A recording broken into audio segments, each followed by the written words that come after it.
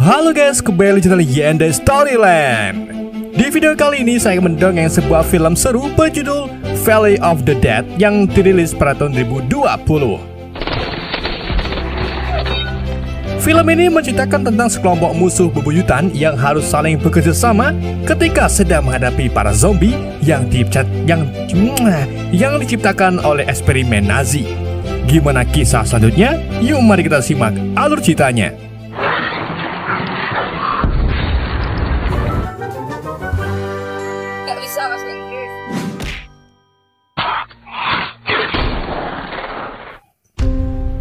Pada tahun 1938 di Spanyol, Perang Saudara telah berlangsung selama 2 tahun. Saat Nazi menunjukkan dukungannya terhadap kaum nasionalis fasis, Partai Republik mulai kalah. Sementara itu, di sebuah desa kecil di pedesaan, penduduk setempat sedang merayakan sebuah upacara pernikahan. Namun pesta tersebut dihentikan oleh iring-iringan mobil yang dipimpin oleh mayor Nazi. Kemudian salah satu keluarga si pengantin menawarinya minuman yang sangat kuat hingga membuatnya sedikit tersedak, dan hal ini membuat para penduduk tertawa.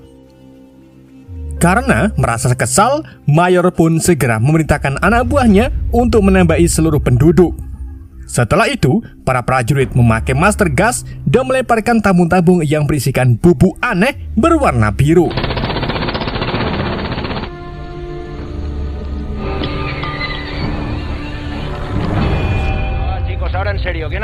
Sementara itu, di tempat lain, Kapten Jan akan dieksekusi karena telah melawan hakim. Tetapi, ia berhasil diselamatkan oleh pamannya yang berpangkat tinggi, yaitu Jenderal Lozano. Setelah itu di kantornya, Lozano menjelaskan kalau Jan ingin mengembalikan reputasinya, maka ia harus mengirimkan surat ke Alarcos. Di mana Alarcos itu adalah tempat yang berada di wilayah musuh, yang artinya sangat berbahaya, dan tugas ini diberikan sebagai alternatif hukuman mati. Karena ia tak bisa mengemudi, seorang anak laki-laki bernama De Cruz pun akan ditugaskan untuk menjadi supirnya. Ia dihukum karena melarikan diri selama pertempuran dan dicap sebagai pengecut. Dalam perjalanan keluar, Jan melihat temannya yang baru saja kehilangan tangannya. Ia kemudian membagikan rokoknya sebelum akhirnya ia dibawa ke kereta Jerman dengan simbol aneh. Setelah beberapa jam berkendara, Jan dan De Cruz menemukan jalan yang sedang dijaga oleh tentara Jerman.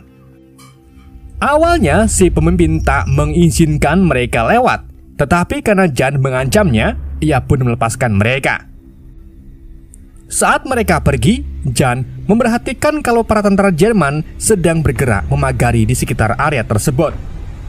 Beberapa saat kemudian, mereka mendengar pesawat terbang sedang berperang dan Jan menggunakan cermin untuk melihatnya. Lalu, salah satu pesawat akhirnya jatuh dan si pilotnya melompat keluar dengan parasutnya. Kemudian, Jan menyuruh De Cruz untuk berhenti. Ia ingin membantu si pilot karena ia ada di pihak mereka. Setelah itu, duo ini mulai menjelajahi hutan dan menemukan beberapa puing pesawat dengan simbol yang sama dengan kereta Nazi. Mereka akhirnya menemukan si pilot tersebut. Ia tergantung di pohon dalam keadaan mengenaskan. Lalu tiba-tiba mereka dikepung oleh sekelompok tentara dari seberang yang dipimpin oleh sersan. Mereka segera merampas senjata milik Jan dan De Cruz. Mereka juga menggeledah pakaiannya dan menemukan sepucuk surat yang bertuliskan, "Perang dimenangkan dengan bola." Karena frustasi tak mendapatkan jawaban apapun, sersan lalu memerintahkan Fuse untuk menembak De Cruz. Dan saat ia mengeluarkan senjatanya, De Cruz mengompol. Melihat hal ini, sersan pun memutuskan untuk menjadikan mereka berdua sebagai sandera. Dan di saat kelompok tersebut sedang bersiap untuk pergi, si fotografer malah masih asik mengambil foto si pilot. Tetapi tiba-tiba, si pilot hidup kembali dan menyerangnya. Blonsky dengan sigap membantunya dengan melemparkan zombie tersebut. Karena zombie itu terus bergerak, Blonsky pun menembakinya tetapi tak mempan.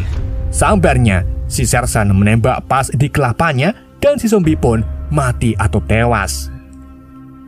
Ketika mereka sedang kebingungan dan bertanya-tanya tentang apa yang telah terjadi, tiba-tiba si fotografer hidup kembali dan mencoba menyerang mereka.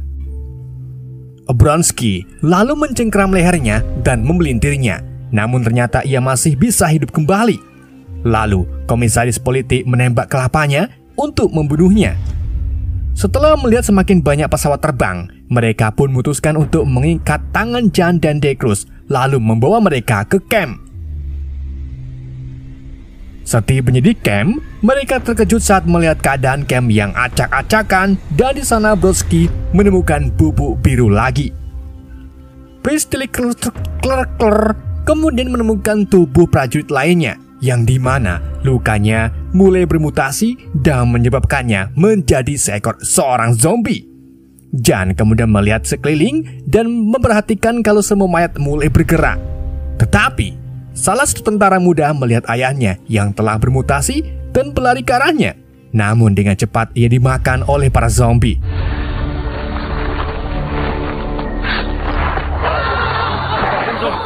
Tak lama kemudian para zombie mulai mendekati mereka.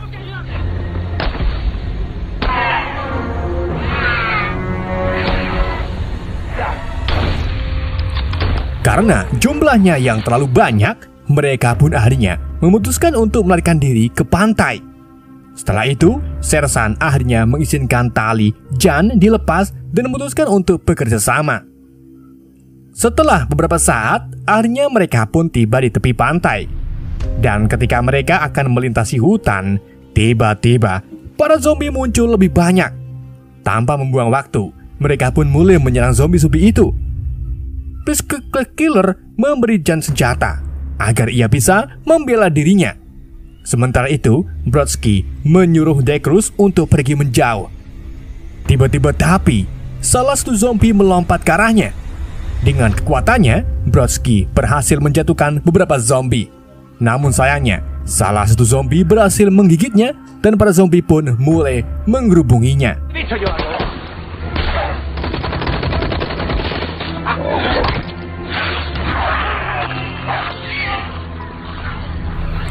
Priestley Killer yang melihat hal ini ingin membantunya, tetapi ditahan oleh Jan.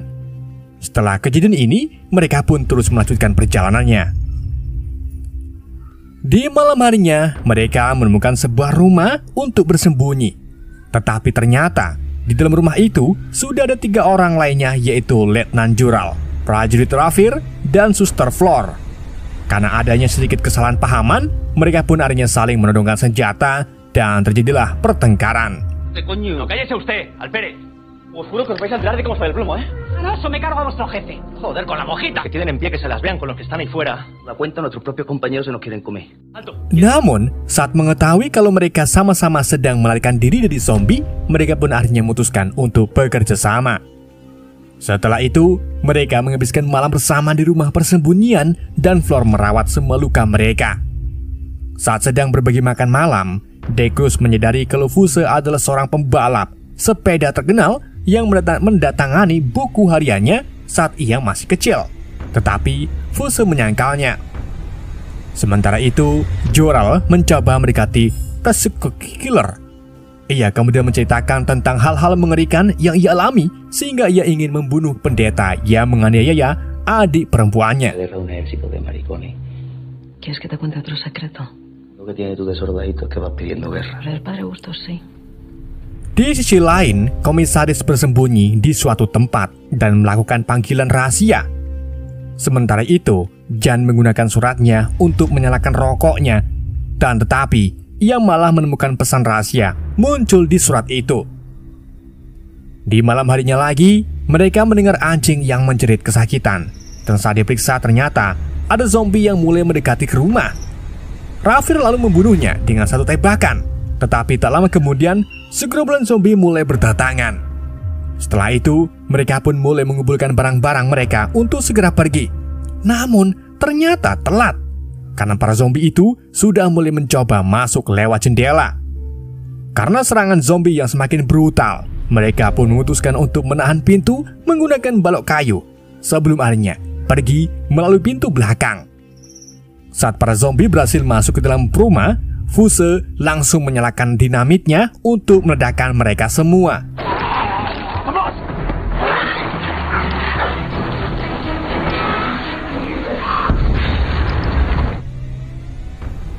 Setelah beberapa jam berjalan melalui hutan, mereka pun menemukan sebuah pagar listrik dan sekelompok zombie yang menempel di sana. Salah satu zombie itu adalah Brodsky. Karena kasihan akhirnya Jan memutuskan untuk membunuhnya. Setelah itu, Jan memberitahu mereka kalau ia menemukan sebuah peta di dalam suratnya. Jan lalu berpikir kalau Nazi telah mengetahui tentang gerombolan zombie yang akan keluar dari lembah, sehingga mereka memasang pagar untuk menghentikannya. Hal ini membuat mereka berpikir kalau Nazi lah orang yang bertanggung jawab atas terciptanya zombie-zombie itu. Karena sudah tak ada cara lain untuk melarikan diri, akhirnya mereka memutuskan untuk mencari lokasi yang ditandai X pada peta. No van a dejar que salgamos. Gente, creo que el facha podría tener razón. La descubrí en el caserón. ¿Qué coño son estas cosas ni de dónde han salido? Beberapa saat kemudian, mereka tiba di desa tempat awal kejadian. Di sana mereka tak melihat siapapun dan hanya menemukan sisa-sisa pesta yang ditutupi oleh serbuk biru. Di saat Decruz sedang memperbaiki truknya, Spiritual Killer melihat kalau lampu di gereja menyala. Jadi mereka pun memutuskan untuk pergi ke sana. Setibanya di dalam, mereka hanya menemukan sebuah laboratorium terbengkelai dan peralatan yang berlumuran darah. Lalu mereka tiba-tiba mendengar suara dan menemukan seorang wanita keluar dari persembunyiannya, yang ternyata itu adalah Anna, si pengantin wanita. Anna kemudian bercerita kalau semua hal ini terjadi setelah Nazi melepaskan sebuah tembakan serta melemparkan bubuk berwarna biru. Dan saat orang-orang mulai bangkit menjadi zombie, Nazi yang menonton dari kejauhan tertawa dengan puas. Mereka juga menangkap beberapa zombie dan membawanya ke dalam gereja untuk melakukan percobaan terhadapnya. Tetapi tiba-tiba ada sebuah ledakan dan bubuk biru mulai menyebar. Beberapa orang yang selamat mencoba untuk melarikan diri. Esas criaturas que regresaban a por mí. Hasta que llegaron los alemanes y los metían en la iglesia. ¿Qué ha pasado aquí, Ana? Entonces llegaron más soldados. Saat kelompok tersebut sedang asik mendengarkan ceritanya, di sisi lain, komisaris menemukan sebuah dokumen yang terkait dengan eksperimen tersebut dan mencurinya. Lalu saat mereka mendengar suara mesin kendaraan, mereka semua mencoba untuk pergi.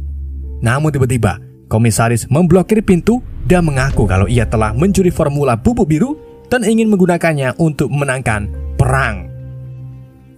Karena mereka semua menolaknya, ia pun menggunakan Decruz sebagai sandera. Komisaris perlahan meninggalkannya, dan saat ia akan menembak mereka, tiba-tiba segerombolan zombie menyerangnya.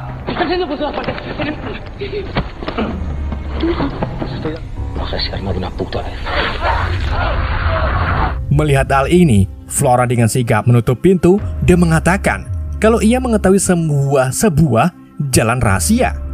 Flora lalu segera membawa mereka ke jalan rahasia tersebut. Dan saat mereka sedang bergegas melewati terowongan, Anna tiba-tiba berubah menjadi kuplek dan menyerang Jurel. Dengan sigap mereka langsung membantunya, namun Anna berhasil menggigit kaki Rafir. Lalu Jurel menahannya dan dengan cepat Spiritual Killer menembaknya.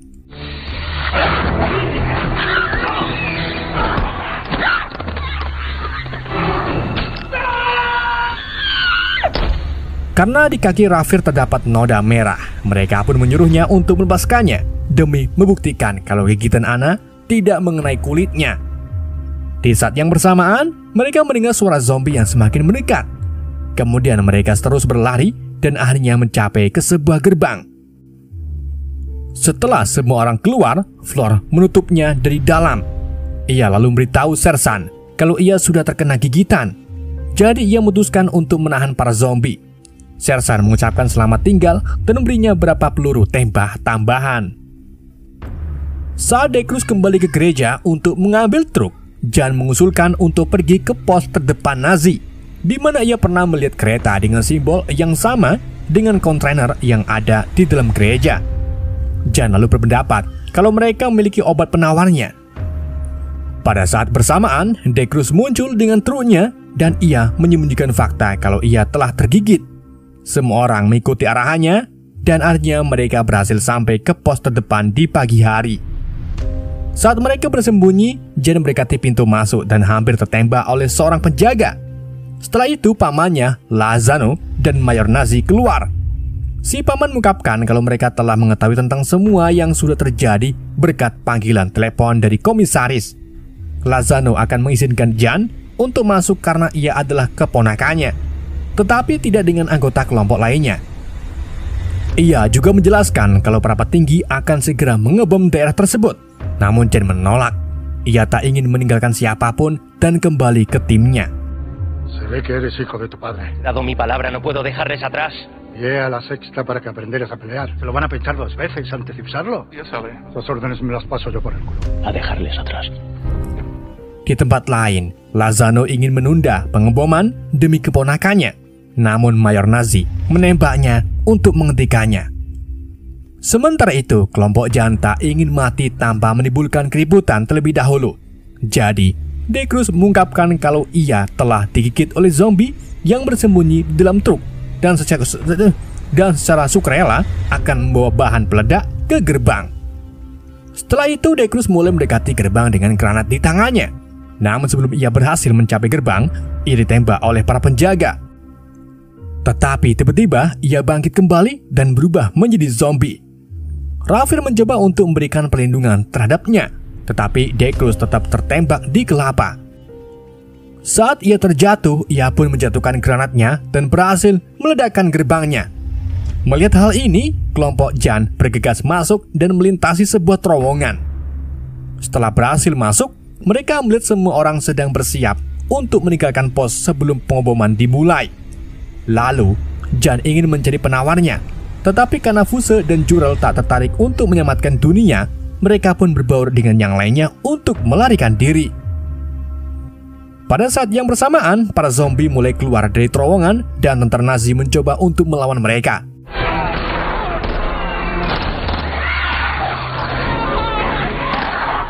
Hal tersebut membuat kelompok Jan harus pergi untuk menyelamatkan diri.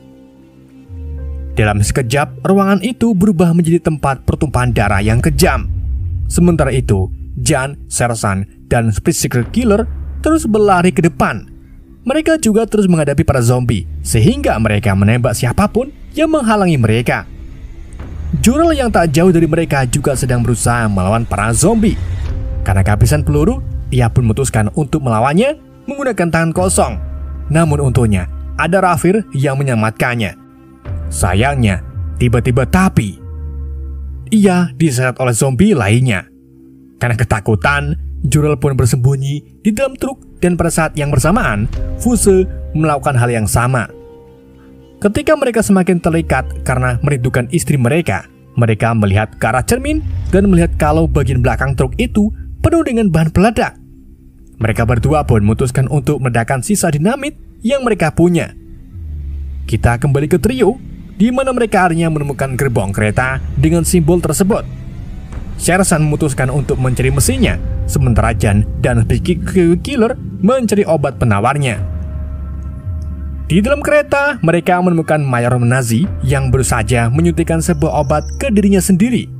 Jan berpikir kalau ia telah menyanyiakan penawarnya, tetapi Mayor menjelaskan kalau penawar itu sebenarnya tidak ada. Ia juga dengan bangga mengakuinya kalau ia telah berhasil menciptakan sebuah bubuk yang mampu menciptakan keabadian. Dan di saat tubuhnya mulai bertransformasi, Split Killer yang kesal segera menembaknya.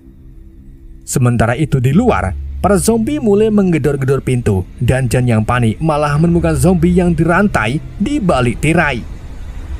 Si zombie itu berhasil menggigit tangannya dan tanpa membuang waktu, Split Killer segera menembaknya dan mengamputasi tangannya Jan demi mencegah perubahan. Kemudian, para zombie berhasil mendobrak pintu dan masuk ke dalam. Jan dan Split Killer langsung berlindung di dalam kompartemen kecil. Sementara itu, di sisi lain, Sersan berhasil menjalankan kereta. Tetapi karena dikelilingi oleh para zombie, Sersan akhirnya memutuskan untuk bunuh diri. Saat mereka berhasil meninggalkan terowongan, sekelompok pesawat akhirnya mengebom area tersebut dan membunuh semua zombie yang ada. Beberapa saat kemudian, Raffi terbangun dan terkejut saat melihat kereta telah keluar dari area tersebut dengan selamat. Jan dan Priscilla juga bebek saja berkat pelindung di dalam kompartemen. Akhirnya, mereka turun dari kereta dan Jan menawarkan Space Killer untuk ikut bersamanya. Tetapi ia menolaknya dan memilih untuk pergi ke Prancis. Kita kembali ke kereta, di mana ternyata ada tangan seorang tentara yang tewas masih bergerak, dan film pun berakhir. Oke guys, itulah alur cerita film Valley of the Dead. Semoga kalian terhibur dengan alur cerita yang saya bawakan. Mohon maaf jika ada kesalahan dalam penyampaiannya ataupun penyebutan nama. Sekian dari Yende, sampai jumpa di video berikutnya.